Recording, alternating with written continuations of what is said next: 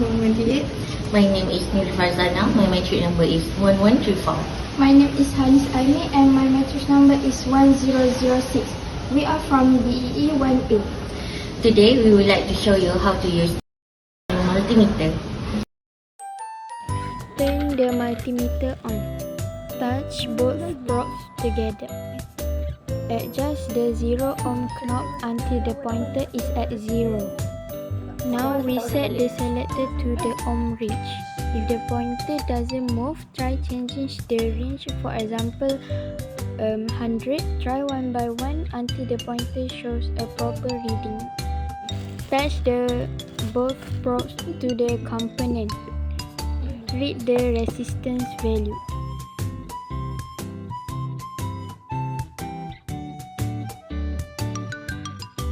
The value of this resistance are 1k ohm and 3.3k ohm. Set selector to DCV or SCV. Connect red probe to positive terminal. Connect black probe to negative terminal. Turn on the power supply.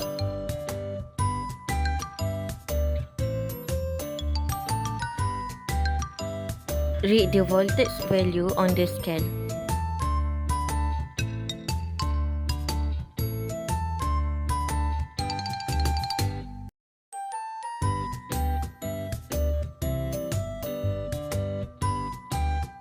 Set selector to DCA. Connect the meter in series with the circuit.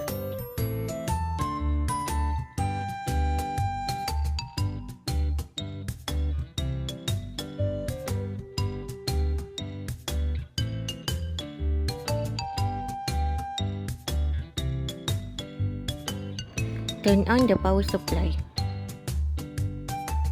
Observe the pointer movement.